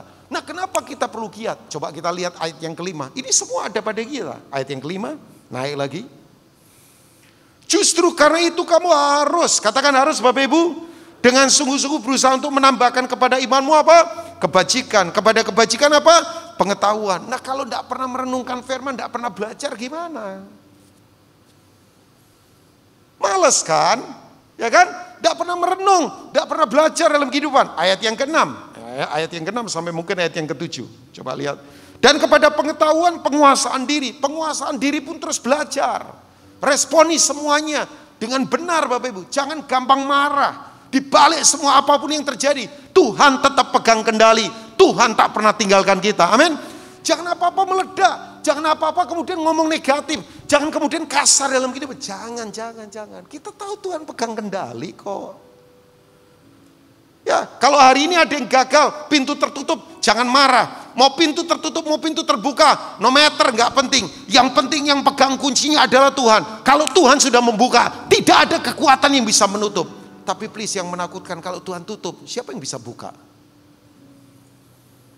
Oh ya. Nah, kepada penguasaan diri ketekunan, kepada ketekunan kesalehan, ayat yang ke-7. Kepada kesalahan kasih akan saudara-saudara. Dan kepada kasih akan saudara-saudara. Kasih akan apa? Semua itu ada pada kita. Yuk katakan sama-sama 2, 3. Semua itu ada pada saya. 2, 3. Semua itu ada pada saya. Tuhan sudah taruh di dalam kita. Mari betul. Giatlah saudara. Giatlah. Saya ingatkan ya, mumpung masih ada waktu. Saya ini ke depan takut loh Bapak Ibu. Saya beritahu buat Bapak Ibu, hantaman ke depan ini tidak main-main. Isu kita bukan lagi soal kesehatan lagi ini. Isunya sudah kepada ekonomi, kondisi yang tidak gampang. Oh iya. Ya terserahlah orang berkata, Pak ini Ukraina sama Rusia bagaimana? Oh jelas, pengaruhnya sudah kuat sekali. Dan ini ke depan kalau nggak selesai-selesai. Saya tahu Bapak Ibu. Amerika sudah sekarang, udah inflasi loh mereka.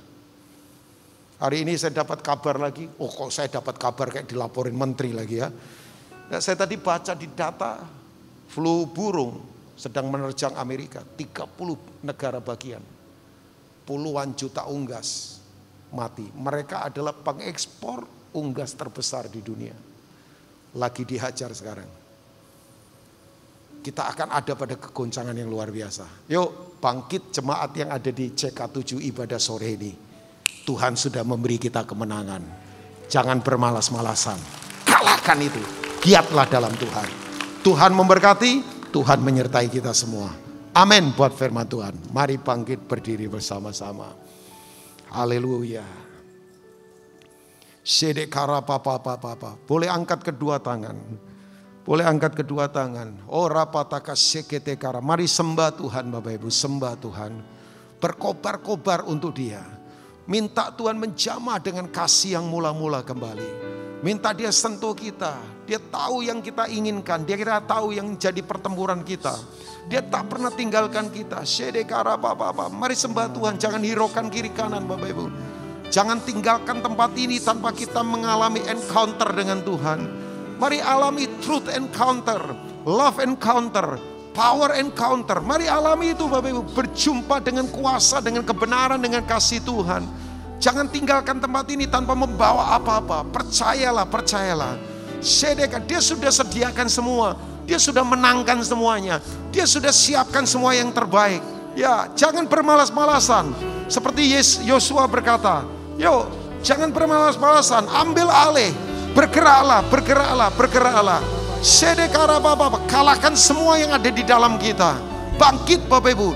Jangan tenggelam dalam kekecewaan. Jangan tenggelam dalam kegagalan. Saya beritahu tidak ada harapan di masa lalu. Iman, pengharapan selalu bergerak ke depan. Ada harapan di depan.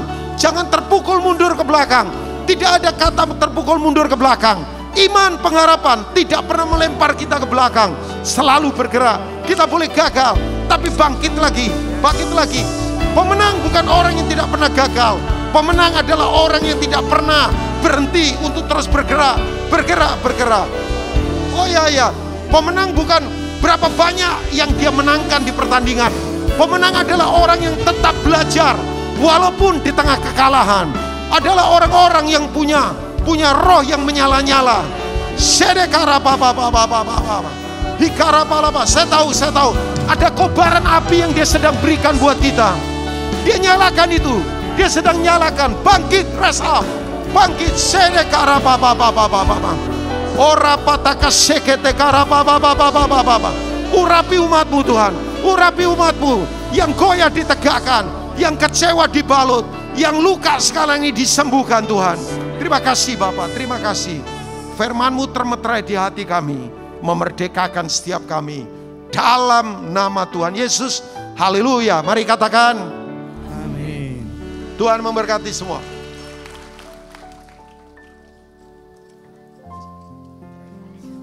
Silakan duduk Bapak Saudara semua. Saudara diberkati, amin. Sekali lagi diberkati, berikan tepuk tangan sorak-sorai bagi Tuhan Saudara. Saya terima kasih kepada hambanya Bapak Pendeta Rubin Ong yang telah melayani kami GBI PRJ mulai dari ibadah raya 1 sampai 3. Tuhan Yesus memberkati Bapak dan juga keluarga yang ada.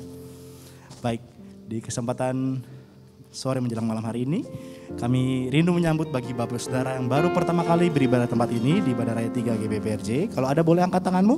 Dengan sukacita kami akan menyambut Bapak Saudara yang baru pertama kali hadir. Ada? Boleh angkat tangannya, jangan malu-malu. Apakah ada? Baik, puji Tuhan semuanya, jemaat yang setia di GBI PRJ, terus ajak sama-sama jiwa-jiwa yang baru bersama-sama kita beribadah, bersekutu di tempat ini saudara. Saudara, sedikit pengumuman, seperti yang lalu-lalu saudara, setelah doa berkat jangan langsung meninggalkan tempat ini. Saudara silakan duduk kembali, nanti kami akan mengatur saudara untuk dapat keluar untuk menjaga protokol kesehatan yang ada. Di depan kursi saudara ada QR untuk angket ibadah. Kami mohon untuk saudara dapat mengisi angket ibadah yang ada untuk dapat menjadi bahan evaluasi kami untuk pelayanan kami ke depan lebih baik lagi. Saudara, kami juga mengingatkan saudara bahwa setelah ini saudara kita akan memberikan persembahan yang terbaik bagi Tuhan. Bagi saudara yang memerlukan amplop bisa angkat tanganmu, nanti pengerja akan memberikan amplop kepada Bapak Saudara semua. Baik, kita memberikan persembahan, persiapkan persembahan yang terbaik bagi Tuhan.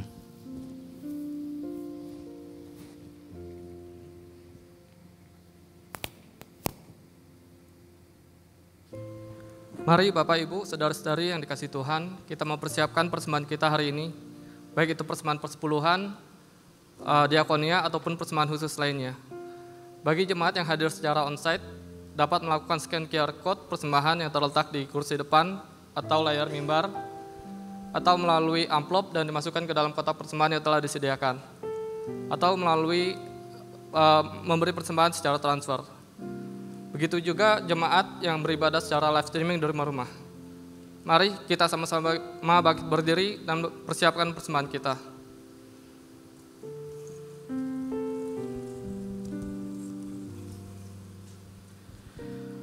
Bapa, kami bersyukur buat semua berkat-Mu. Kami membawa persembahan sebagai wujud syukur. Kami percaya kami menerima kesehatan, keluarga, bisnis, pekerjaan, dan kuliah yang terbaik. Ini adalah waktu memberi persembahan. Dalam nama Tuhan Yesus Kristus, amin. Shalom, Gembala dan seluruh pengerja serta jemaat GBI PRJ CK7 mengucapkan terima kasih kepada Bapak Pendeta Rubin Ong yang telah memberkati kita semua melalui penyampaian pesan firman Tuhan pada hari ini. Tuhan Yesus memberkati Bapak dan keluarga berlimpah-limpah. Amin. Untuk rangkuman dan slide khotbah dapat dilihat di apps GBI PRJ Group CK7 dengan modul Sermon Summary Ibadah Raya. Berikut kami sampaikan beberapa pengumuman. Ibadah Raya onsite hari Minggu tanggal 24 April 2022 pada pukul 9, 11.30 dan 16.30 waktu Indonesia Barat akan dilayani oleh Pastor JJ Simko Putra. Ibadah raya tersebut akan disertai dengan ibadah secara online lainnya mulai pukul 7 waktu Indonesia Barat untuk ibadah Mandarin Service, ibadah Welcome Baby Day, ibadah Young Professionals and Couples, ibadah Youth dan Junior Bahasa Indonesia, ibadah anak Bahasa Inggris dan Bahasa Indonesia, serta ibadah anak berkebutuhan khusus di channel YouTube GBI PRJ CK7. Engkau adalah sahabatku. Itulah perkataan Tuhan Yesus untuk kita semuanya. Tuhan Yesus mengingatkan kita pentingnya sebuah hubungan di dalam kehidupan kita. Investasi di dalam hubungan kita dengan sesama sangatlah penting. Itulah topik kedua dalam Investment Series, Investment in Relationship pada hari Jumat 22 April 2022 pada pukul 19 sampai dengan 21 waktu Indonesia Barat. Serta jangan lewatkan ucapan syukur online cool yang kedua pada hari Sabtu 23 April 2022 pada pukul 10 sampai dengan 12 waktu Indonesia Barat dengan narasumber Gembala CK7 Bapak Pendeta Dr. Yanto Simko Putra MD PhD beserta Ibu Olivia, Jacqueline dan JJ Simko Putra dengan tema Blessed Forward. Mari bergabung bersama di Cool Online CK7 bagi Bapak Ibu yang belum tertanam di salah satu Cool yang berada di bawah naungan CK7. Untuk link Zoom, meeting ID serta password dapat diklik langsung di apps GBI PRJ CK7 dengan modul Zoom Link atau dapat menghubungi nomor WhatsApp yang tercantum di layar Bapak Ibu. Sekian pengumuman hari ini. Terima kasih atas perhatian Bapak Ibu. Tuhan Yesus memberkati. Mari jemaat Tuhan, kita berdoa. Bangkit berdiri, kita berdoa syafaat. Mari jemaat yang beribadah onsite dan live streaming. Sebelum berdoa syafaat, kita bersama-sama memperkatakan arti Pentakosta yang ketiga. Apa yang dimaksud dengan Pentakosta yang ketiga? 1. Pentakosta ketiga adalah pencurahan Roh Kudus yang dahsyat di zaman ini, melebihi yang terjadi di Azusa Street. 2. Pentakosta ketiga akan mengakibatkan penuaian jiwa yang terbesar dan yang terakhir sebelum Tuhan Yesus datang kembali. 3. Pentakosta ketiga akan membangkitkan generasi Yeremia, yaitu anak-anak muda yang dipenuhi Roh Kudus, cinta mati-matian kepada Tuhan Yesus, tidak kompromi terhadap dosa, dan akan bergerak untuk memenangkan jiwa. 4. Pentakosta ketiga lahir di Indonesia dan bergerak ke bangsa-bangsa. Gerakan ini dari timur ke barat dan akan kembali ke Yerusalem. 5. Pentakosta ketiga akan memberikan kuasa untuk menyelesaikan amanat agung, dan setelah itu Tuhan Yesus datang kembali. Ya Bapa, kami bersyukur atas anugerah dan kasih karunia-Mu atas bangsa kami Indonesia. Biarlah kebangkitan Tuhan Yesus membawa pertobatan dan penuaian jiwa-jiwa terjadi di bangsa kami. Kami terus serukan, damailah Indonesiaku, sejahteralah Indonesiaku, majulah Indonesiaku. Indonesia terus diluputkan ya Bapa dari krisis perekonomian Tuhan, krisis energi, perubahan iklim. Tuhan Yesus, Indonesia dalam mengatasi COVID-19 dan varian-varian barunya. Biarlah ya Bapa pencurahan Roh Kudus besar-besaran terjadi atas bangsa kami Indonesia. Kami juga berdoa Tuhan untuk Presiden kami Pak Jokowi dan wakilnya Pak Ma'ruf Amin, beserta seluruh jajaran menteri, senantiasa hikmat dan pengurahan Tuhan menyertai para pemimpin kami untuk memutuskan kebijakan yang terbaik bagi bangsa kami. Tuhan, Kau memberkati hamba-Mu yang sudah menyampaikan kebenaran firman Tuhan dalam ibadah hari ini. Berkati berlimpah-limpah pelayanan dan seluruh keluarga besar hamba-Mu senantiasa ada di dalam perlindungan Tuhan. Tuhan Yesus memberkati gembala sidang kami Pak Niko dengan berkat hikmat, kesehatan, kekuatan dan perlindungan atas hamba-Mu dan seluruh keluarganya berlimpah-limpah. Pakai hamba-Mu di bangsa kami dan sampai kepada bangsa-bangsa menjadi pembawa api Pentakosta yang ketiga sampai amanat agung Tuhan Yesus selesai. Tuhan Yesus memberkati Dr. Yanto dan penggembalaannya di CK7. Kesehatan dan kekuatan juga Tuhan terus berikan. Serta seluruh keluarga besar hamba-Mu ada di dalam tangan perlindungan Tuhan. Tuhan yang menjadi perisai dalam kehidupan hamba-Mu.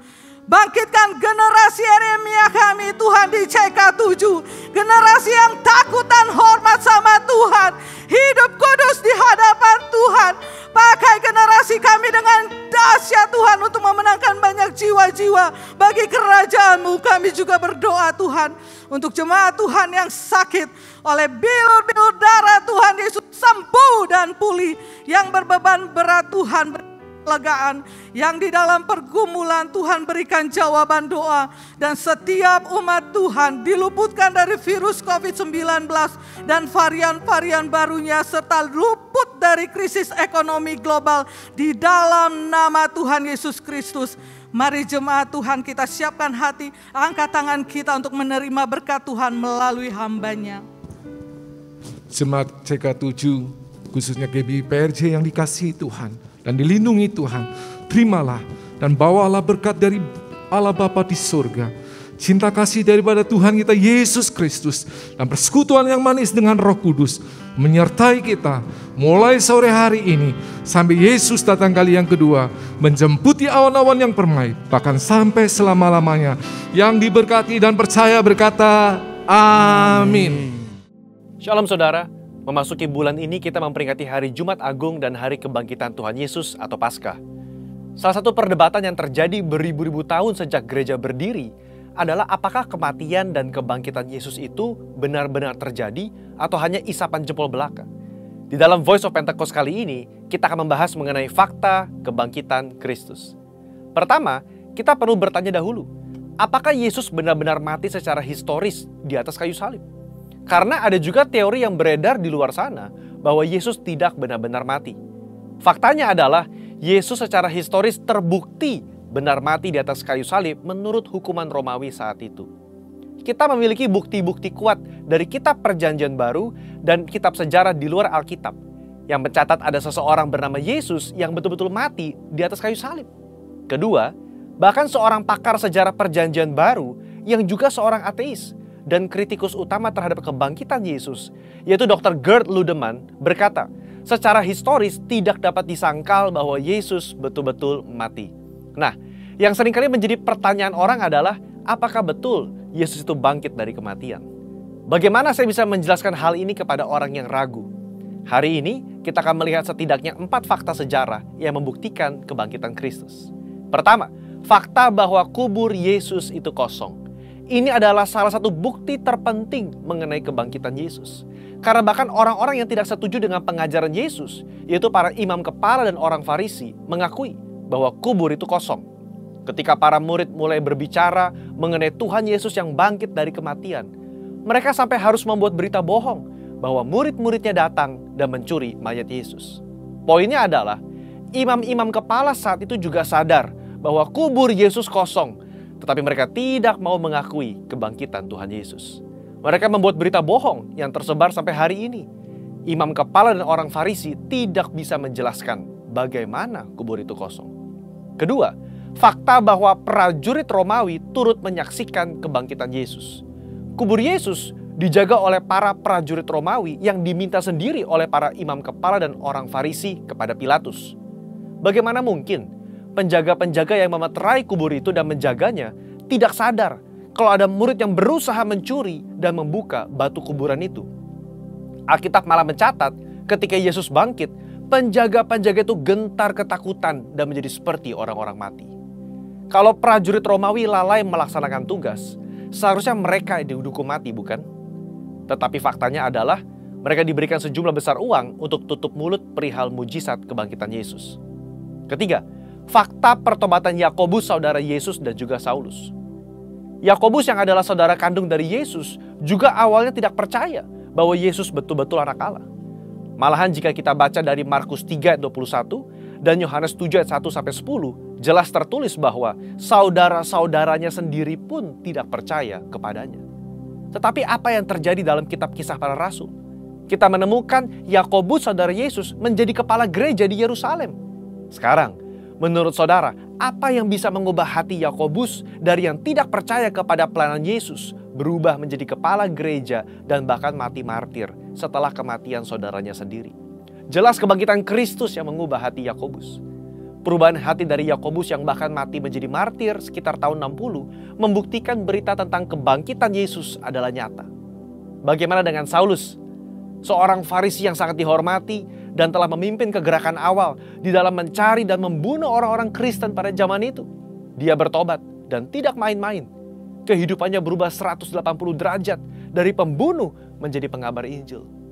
Paulus mengalami perjumpaan pribadi dengan Yesus yang telah bangkit itu dan menjadi salah satu rasul yang menulis banyak kitab di Perjanjian Baru dan rasul yang setia mengabarkan Injil sampai akhir hayatnya. Yang keempat, fakta dari banyaknya saksi mata yang menyaksikan kebangkitan Yesus Kristus. Kalau hanya 1 atau 2 orang yang menyaksikan kebangkitan Yesus dan hanya 1 atau 2 naskah kuno yang menulis mengenai kebangkitan Yesus, mungkin patut dipertanyakan. Tetapi Yesus tidak menampakkan dirinya hanya kepada 1 atau 2 orang, tetapi kepada banyak orang. Kutipan Paulus di dalam 1 Korintus 15 ayat 5-7 yang adalah kredo atau pernyataan iman gereja mula-mula dan dibacakan dari minggu ke minggu jelas menyatakan bahwa Yesus menampakkan dirinya kepada Petrus, kepada murid-muridnya, kepada lebih dari 500 saudara sekaligus, kepada Yakobus, dan kepada semua rasul. Dalam tulisan-tulisan Injil Matius, Markus, Lukas, dan Yohanes, kita menemukan cerita yang mendukung kredo gereja mula-mula tersebut. Luar biasa bukan?